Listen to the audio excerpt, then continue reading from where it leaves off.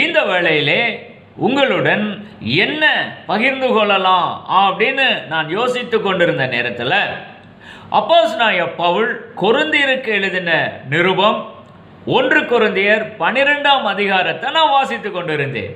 அப்படி வாசித்து கொண்டிருந்த நேரத்தில் அந்த வேத பகுதியிலிருந்து ஒரு காரியத்தை கர்த்தருடைய ஆவியானவர் என்னுடைய சிந்தைக்கு கொண்டு வந்தார். அந்த காரியத்தை தான் இந்த நாளிலே உங்களுடன் நான் பகிர்ந்து கொள்ள போகிறேன். என்ன காரியம் அப்படின்னா 1 கொரிந்தியர் 12ஆம் அதிகாரம் அப்படின்னு உடனே பரிசுத்த ஆவியானவருடைய வரங்கள், அந்த வரங்களில் எவ்வளோ வித்தியாசங்கள்லாம் இருக்குது, எத்தனை வரங்கள் இருக்குது அப்படிங்கிற சமாச்சாரத்தை தான் அந்த கொரிந்திய சபையாருக்கு அப்போஸ்தலனாகிய பவுல் டீச் பண்ணுகிறார் இல்லையா? அப்படி டீச் பண்ணும்போது அந்த வரங்களிலே எப்படி வித்தியாசம் இருக்குது அப்படிங்கிறத விளக்கி காண்பிக்கக்கூடிய முகாந்தரமாக நம்முடைய சரீர அமைப்பை ஒப்பிட்டு விளக்கி காண்பிக்கிறார். அந்த பகுதியை குறிப்பாக 1 கொரிந்தியர் 12ஆம் அதிகாரம் 14 25 வரையிலான வசனங்களை வாசிச்சிங்கன்னா ஆவியானவருடைய கிரியைகள் எப்படி வித்தியாசமா இருக்குது அப்படிங்கிறத உங்களுடைய சரீர அமைப்புல நீங்க பார்த்தீங்கன்னா கண்ணு, காது, மூக்கு, நாக்கு, கை, காலு இவைகளெல்லாம் கர்த்தர் உங்களுடைய சரீரத்தில் எப்படி வைத்து படைத்திருக்கிறாரோ அது அதனுடைய வேலைகளை எப்படி செய்கிறதோ அதுபோலதான் இந்த ஆவிக்குரிய வரங்களும் ஒரே ஆவியானவரால் அருளப்பட்டிருந்தாலும் வெவ்வேறு கிரியைகளை செய்யக்கூடியதாக இந்த வரங்கள் காணப்படுகிறது அப்படிங்கிறத இந்த சரீரத்திலே கர்த்தர் எப்படி அவயவங்களை ஆங்காங்கே வைத்து வடிவமைத்து இருக்கிறார் என்பதோடு ஒப்பிட்டு ஒரு விளக்கத்தை சொல்லுகிறார். வரங்கள் அந்த காரியங்களாம் விட்டுருங்க, என்னுடைய ஃபோக்கஸ் பாயிண்ட் எந்த இடத்துல இந்த நாளில் வந்தது அப்படின்னா நம்முடைய தேவன் எவ்வளவு அழகா மெட்ரிகுலஸா அந்த அவயங்களிலே நம்ம சரீரத்தில் உள்ள அவயவங்களை அப்படி அப்படியே ஆர்கிடெக்ட் பண்ணி இருக்கிறார், வடிவமைத்து இருக்கிறார் அப்படிங்கிறத ஒரு கணம் யோசித்து பார்த்தப்போ ரொம்ப பிரமிப்பை நான் அடைந்தேன். 1 கொரிந்தியர் 12 சொன்ன உடனே ஆவிக்குரிய வரங்கள் அதுக்குள்ள நான் போக போறது இல்லை. ஆனா கர்த்தர் நம்முடைய சரீரத்தை எப்படி படைத்திருக்கிறாரு, பிரமிக்கத்தக்க அளவு படைத்திருக்கிறாரு, அதை மாத்திரம் அந்த நாளில் ஃபோக்கஸ் பண்ணும்படியா நான் விரும்புகிறேன். எப்படி அந்த ஆதாமை அப்படியே மண்ணை குலைச்சி அந்த கண்ணு, காது, மூக்கெல்லாம் படைச்சிருப்பாரு. கொஞ்சம் யோசிச்சு பாருங்க ஐயா, யோசிச்சு பாருங்க. வெளிப்புறத்தில் இருக்கிற உடல் உறுப்புகள் மாத்திரம் இல்ல, உள்ளுக்குள்ள இருக்கிற இன்டர்னல் ஆர்கன்ஸையும் எப்படி படைத்திருப்பாரு, நுரையீரலை எப்படி படைத்திருப்பாரு, இருதயத்தை எப்படி படைத்திருப்பாரு, அந்த ஆண் உறுப்பை எப்படி படைத்திருப்பாரு, பெண் உறுப்பை எப்படி படைத்திருப்பாரு, உள்ள இருக்கிற உறுப்புகள் எல்லாம் எப்படி படைத்திருப்பாருன்னு கொஞ்சம் யோசனை பண்ணி பார்க்க வேண்டும் ஐயா. அவையெல்லாம் நம்ம யோசித்து பார்க்க தவறி விடுகிறோம். இந்த வீடியோவை பார்த்து கொண்டு உங்களை பார்த்து நான் சொல்லுகிறேன், உங்கள் சரீரம், உங்கள் சரீரத்தில் இருக்கிற ஒவ்வொரு அவயங்களும் எவ்வளோ மெட்டிகுலஸாக படைக்கப்பட்டு இருக்குது அப்படிங்கிறது நீங்க உணர்வில் என்று சொன்னால் அந்த தேவாதி தேவன் எவ்வளோ அருமையான ஒரு மாஸ்டர் கிராஃப்ட்ஸ்மேனாக, முதன்மை கை வினைஞராக காணப்படுகிறார் அப்படிங்கிறத உங்களால் ஃபீல் பண்ண முடியும். சரி, இந்த கோணத்தில் இந்த 1 கொரிந்தியர் 12ஆம் அதிகாரத்தில் ஒரு வசனத்தை நான் ஆதாரமாக காண்பிக்க விரும்புகிறேன். ரைட், 14 நீங்கள் வாசிக்கணும். ஓகே, சும்மா வாசித்து விடுகிறேனே, 14, 15 வாசித்து விட்டு 25வது வசனத்துக்கு நேரடியாக போய் விடுகிறேன். வாசிக்கிறேன், கேளுங்களேன். சரீரமும் ஒரே அவயமாய் இராமல் அநேக அவயங்களாய் இருக்கிறது.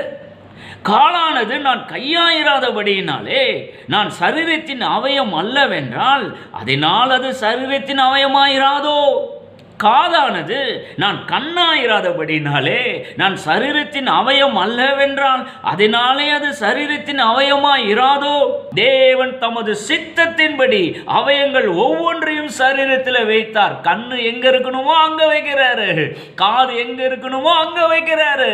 மாஸ்டர் கிராஃப்ட்ஸ்மேன், முதன்மை கை வினைஞர், நீங்களும் நானும் ஆராதிக்கிற தேவன். அப்படியே வாட்சி கொண்டு வந்தீங்கன்னா 22வது வசனம், சரீர அவயவங்களில் பலவீனம் உள்ளவைகளாய் காணப்படுகிறவைகளே மிகவும் வேண்டியவளாய் இருக்கிறது. சரீர அவயவங்களில் கனவீனமாய் காணப்படுகிறவர்களுக்கே அதிக கனத்தை கொடுக்கிறோம், நம்மில் லட்சணம் இல்லாதவைகளே அதிக அலங்காரம் பெறும் அப்படிலாம் சொல்லிட்டு 25வது வசனம் தான் பீக். அந்த 25வது வசனம் தான் நம்முடைய ஃபோக்கஸ். என்ன சொல்றாரு? சரீரத்திலே பிரிவினை உண்டாயிராமல் அவயவங்கள் ஒன்றை குறித்து ஒன்று கவலையா இருக்கும்படி தேவன் கனத்தில் குறை உள்ளதற்கு அதிக கனத்தை கொடுத்து இப்படி சரீரத்தை அமைத்திருக்கிறார், ஆர்கிடெக்ட் பண்ணி இருக்கிறார். அமைத்திருக்கிறான்னு தமிழ்ல இருக்குது, ஆங்கிலத்தில் எப்படி சொல்லலாம்னா கர்த்தர் இந்த சரீரத்தை இது போல ஆர்கிடெக்ட் பண்ணி இருக்கிறார். ஆர்கிடெக்சர் அப்படின்னு நம்ம வார்த்தையை பயன்படுத்துகிறோம் அல்லவா, பில்டிங் கன்ஸ்ட்ரக்ஷன்ல அதே வார்த்தை இங்கேயும் பயன்படுத்தப்படுகிறது. நம்முடைய சரீரத்தை ஆர்கிடெக்ட் பண்ணி இருக்கிறார். இதெல்லாம் நம்ம கொஞ்சம் யோசிச்சு பார்க்கணும் பாருங்க. மனிதன் தனிமையா இருப்பது நல்லதல்ல என்று சொல்லி ஏவாளை உண்டாக்குறாரு. உண்டாக்கி நீங்கள் பழுகி பெருகி நிரப்பி கீழ்ப்படுத்தி ஆண்டு கொள்ளுங்கள் அப்படிங்கிறார். பழுகி பெருகி பழுக வேண்டும் என்றால் அதற்குரிய ஆர்கன் வேண்டும் அல்லவா? அந்த கோணத்திலிருந்து நம்ம கொஞ்சம் கூட யோசிக்க மாட்டேங்கிறோம். இந்த வேலையில் அதெல்லாம் கொஞ்சம் உங்க மனசுக்குள்ள கொண்டு வர வேண்டும் என்று எப்படியோ நான் ஆசைப்படுகிறேன். மனுகுலம் இந்த உலகத்தில் பெருக வேண்டும் அப்படிங்கிற ஒரு நோக்கம் அவருக்கு இருந்ததனால அந்த உறவு கொள்ளக்கூடிய ஆர்கன் எல்லாம் கூட இந்த சரீரத்தில் படைத்திருக்கிறாரே. ஐயா, எவ்வளவு அருமையான ஆண்டவர். மனிதன் இப்படியாய் உறவு கொள்ளும் போது கூட ஒரு மகிழ்ச்சி அவனுக்கு இருக்க வேண்டும் என்ற நோக்கத்தோடு அந்த ஆர்கன்ஸ் எல்லாம் படைத்திருக்கிறாரு. அந்தந்த ஆர்கனை அந்தந்தத்துல வச்சு எவ்வளவு அற்புதமா படைத்திருக்கிறாரு. எல்லாம் கொஞ்சம் யோசிச்சு பார்க்க வேண்டும். அப்போ எவ்வளோ அருமையான ஆண்டவர் ஆர்கிடெக்ட் பண்ணுகிறார். கண் இங்கே இருக்கணும், காது இங்கே இருக்கணும், மூக்கு இப்படி இருக்கணும், இருதயம்னா இங்கே தான் இருக்கணும், கையில் 5, இந்த கையில் 5 விரல், இந்த கையில் 5 விரல், இப்படி தான் இருக்கணும், இப்படி தான் இந்த இயக்கம் இப்படி தான் இருக்கணும், மூளை இந்த இடத்துல இருக்கணும். ஒன்று தெரியுமா உங்களுக்கு?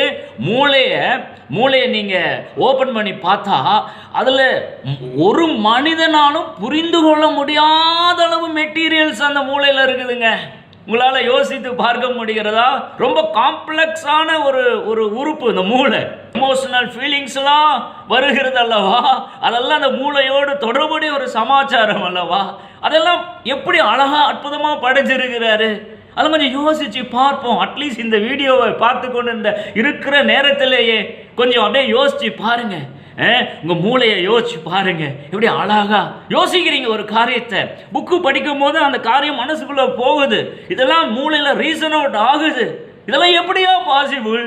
அழகா அற்புதமா external organs and internal organs எல்லாவற்றையும் எவ்வளவு நேர்த்தியா அந்த கடவுள் படைத்து இந்த உலகத்தில் நம்ம வச்சிருக்கிறாரு. இன்னொரு காரியத்தை நான் காண்பிக்க விரும்புகிறேன் இதே லைன்ல. யோவான் 9ஆம் அதிகாரம், யோவான் 9ஆம் அதிகாரத்தில் 1லிருந்து வாசி பாருங்க, கிட்டத்தட்ட 11, 12 அந்த வசனங்கள் வரைக்கும். பிறவி குருடன் ஒருத்தங்க வருகிறான். பிறவி குருடனை இயேசு குணமாக்குகிறாரு இல்லையா?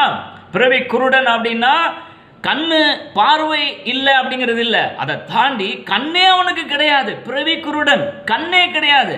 உங்களுக்கு எனக்கும் கண் இருக்குது. ஒருவேளை பல பேருக்கு பார்வை இல்லாமல் இருக்கலாம், ஆனால் இந்த ஆளுக்கு கண்ணே கிடையாது, குழிதான் இருக்கும். ஆனால் அந்த மனிதனை எப்படி ஹீல் பண்ணுறாரு? உமிழ்நீரை துப்பி சேரை உண்டாக்கி சேரை குலைச்சி அந்த குழிக்குள்ள அந்த சேரை அப்படியே பூசுறாரு. வாட்சி பாருங்க, யோவான் 9ஆம் அதிகாரம். பூசிட்டு சீலோவாம் குளத்தில் போய் கழுவு அப்படிங்கிறாரு. போய் கழுவுகிறான். பிரமாதமா கண்ணு அவனுக்கு வந்து விடுகிறது, பார்வை அடைகிறான். அப்ப அந்த கண்ணை உருவாக்குறாரு பாருங்க.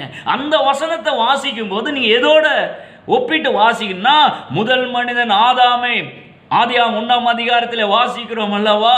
ஒவ்வொரு அவயமா கண்ணு காது மூக்குன்னு சொல்லி மண்ணை எடுத்து எடுத்து பிசைஞ்சி அந்த மனிதனை எப்படி உருவாக்கினாரோ அதே கைகள் பிறவி குருடனுடைய கண்ணையும் உருவாக்கிற்று. இந்த வீடியோவை பார்த்து கொண்டு உங்களை பார்த்து சொல்லுகிறேன், ஒருவேளை உங்களுக்கு சரீர பிரகாரமா அங்கத்தில் ஏதேனும் குறைபாடு இருந்து கொண்டு இந்த வீடியோவை பார்த்து கொண்டு இருந்தீங்கன்னா கவலைப்படாதீங்க.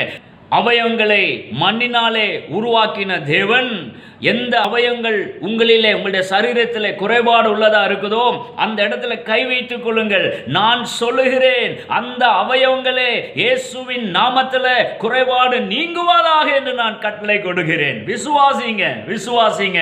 எப்படி இதெல்லாம் பாசிபிள்னா, இந்த தேவன் முதன்மை கைவினைஞர், மாஸ்டர் கிராஃப்ட்ஸ்மேன், அற்புதமா அழகா உருவாக்கக்கூடியவர். ரைட், இதே லைன்ல தான் எரேமியா 1ஆம் அதிகாரம் 5வது வசனத்தை வாட்ச் பாருங்க. நான் உன்னை தாயின் வயிற்றில் உருவாக்கும் முன்னே உன்னை அறிந்தேன், நீ கற்பத்திலிருந்து வெளிப்படும் முன்னே நான் உன்னை பரிசுத்தம் பண்ணி அப்படின்னு எரேமியாவை பார்த்து சொல்றாரு. அப்போ இந்த வசனத்துல என்னத்தை புரிந்து கொள்ளலாம் அப்படின்னா, எரேமியா என்ற தீர்க்கதரிசியானவன் அவருடைய தாயின் வயிற்றில் கரு உருவாகிறதுக்கு முன்னாலேயே கடவுளுடைய அந்த தாட்ல, அந்த சிந்தையில இந்த எரேமியா காணப்பட்டார். அதுதான் இந்த வசனம் சொல்லுது. You are in my thought அப்படின்னு கர்த்தர் சொல்லுகிறாரு. இதை வச்சு உங்களை பார்த்து நான் சொல்லுகிறேன், இந்த உலகத்துல உங்கள் தாய் தகப்பனுடைய உறவின் மூலமா நீங்க பிறப்பதற்கு முன்பதாகவே அந்த சராசரங்களையும் படைத்த அந்த தேவாதி தேவனுடைய தாட்ல, சிந்தையில நீங்கள் இருந்தீர்கள். அதனாலதான் இந்த நாள்ல இந்த உலகத்துல நீங்க வாழ்ந்து கொண்டு இருக்கிறீர்கள். கண்ணு காது மூக்கெல்லாம் உடைய ஒரு மனித உருவத்துல வாழ்ந்து கொண்டு இருக்கிறீர்கள். You are in the thought of God. You are in the thought of God. அதனால தான் இந்த உலகத்துல நம்ம பிறப்பிக்கப்பட்டு இருக்கிறோம். உலகத்துல பிறப்பிக்கப்படுவதற்கு ஒரு அப்பா அம்மா வேணும், அவ்வளவுதான். ஆனா அதற்கு முன்பாகவே இந்த கடவுளுடைய தாட்ல, அந்த சிந்தையில நீங்க காணப்பட்டீர்கள். ஈவன் சங்கீதம் 139 பாருங்க.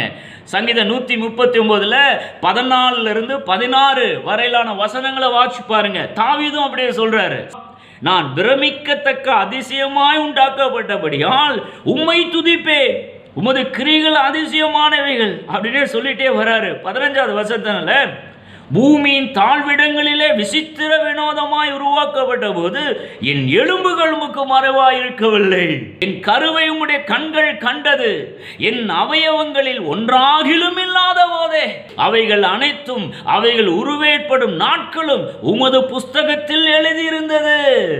என்னையா அதுக்கு அர்த்தம் அப்படின்னா, நான் அந்த அம்மா வயிற்றுல கரு உருவாகிறதுக்கு முன்னாலேயே உம்முடைய சிந்தையிலே, உம்முடைய தாட்ல நான் இருந்தேன் அப்படின்னு தாவீதும் சொல்லுகிறாரு. எரேமியா மாத்திரம் சொல்லவில்லை, தாவீதும் சொல்லுகிறாரு. ஈவன் பிரசங்கி 11ஆம் அதிகாரம் 5வது வசனத்தை வாட்சி பாருங்க.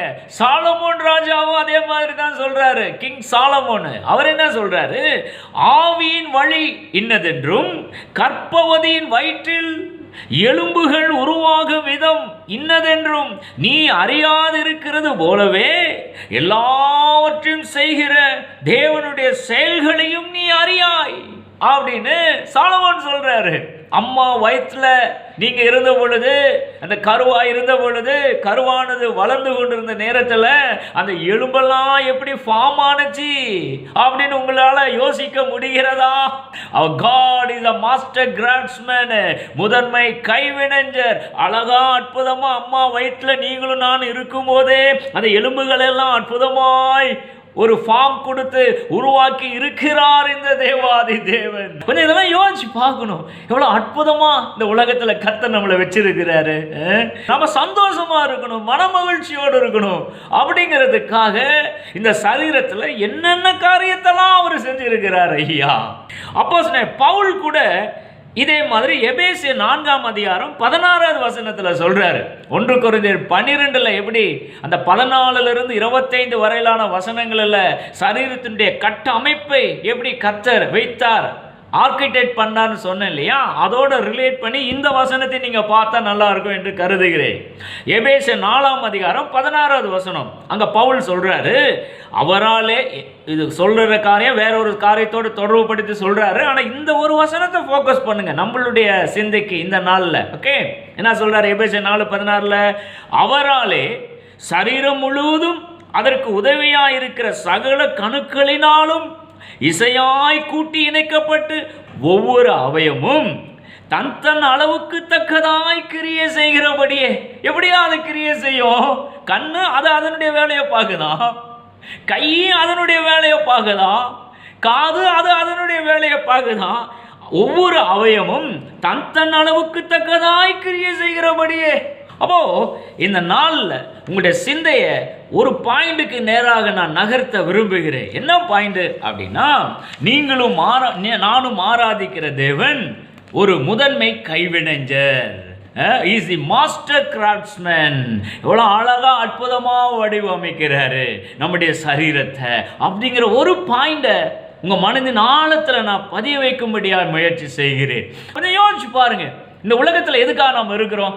சும்மா அப்படியே 3 வேலைக்கு சாப்பிட்டுட்டு ஏதோ வேலைக்கு போய் சம்பாதிச்சு பொண்டாட்டு பிள்ளைய பார்த்துக்கிட்டு பணம் காசை செலவு பண்ணிட்டு அதுக்கு தான் இருக்கிறோமா? இல்லை இல்லை, நாம் எதற்காக உண்டாக்கப்பட்டு இருக்கிறோம்? அந்த நம்மளை ஒரு நோக்கத்துக்காக தான் இந்த உலகத்தில் கர்த்தர் நம்மளை வச்சிருக்கிறார் இல்லையா? ஒன்று தெரியுமா உங்களுக்கு? நம்மளுக்குள்ள ஏராளமான பொக்கிஷங்களை வச்சிருக்கிறார் ஐயா, பொட்டன்சியலை வச்சிருக்கிறார் ஐயா. இந்த பொட்டன்சியல் எல்லாம் விதம் மாதிரி சீடு மாதிரி நமக்குள்ள புதைச்சி வச்சிருக்கிறார். இந்த விதையை எப்படி ஒரு பூமியில் ஒரு செடியினுடைய விதையை போட்டால் அந்த விதை முளைஞ்சி கதிராகி கனியாகி மரமாகுதோ, அதே போல விதைகளாக நமக்குள்ள ஏராளமான ஐடியாஸ், ஏராளமான தாட்ஸை புதைச்சி வச்சிருக்கிறார். இந்த சிந்தையெல்லாம் எப்போ நமக்குள்ள வர வாய்ப்பு இருக்குதுன்னா, நம்ம எதற்காக உருவாக்கப்பட்டு இருக்கிறோம்? கண்ணு எதுக்கு வைக்கப்பட்டிருக்குது, கொடுக்கப்பட்டிருக்குது, கை காலெல்லாம் எதுக்காக கடவுள் நமக்குள்ள வச்சிருக்கிறார் அப்படிங்கிற அந்த சிந்தையெல்லாம் நம்ம யோசிக்கும் போது தான் இந்த உலகத்தில் நம்ம எதுக்காக வாழ்றோங்கிற பர்பஸ் நமக்கு வெளிப்படும் பாருங்க. அப்போ 2 பாயிண்ட். நாம் ஆராதிக்கிற கர்த்தர் முதன்மை கைவினைஞர், is the master craftsman. Number 1.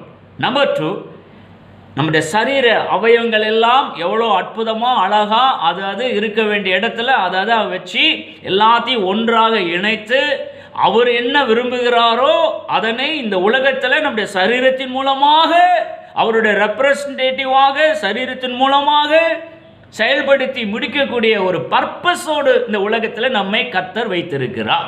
2. 3வது, தாயின் கருவில் நம்ம உருவாகிறதுக்கு முன்னாலேயே அவருடைய தாட்ல அவருடைய சிந்தையில நீங்களும் நானும் காணப்பட்டு இருக்கிறோம். இந்த 3 பாயிண்டையும் இந்த வேளையில உங்க மனதின் ஆழத்துல பதிய வைத்துக் கொள்ளுங்கள். இந்த இன்றைய தகவலை கர்த்தர் ஆசீர்வதிப்பாராக. ஆமென், ஆமென். Praise the lord. ஆமென்.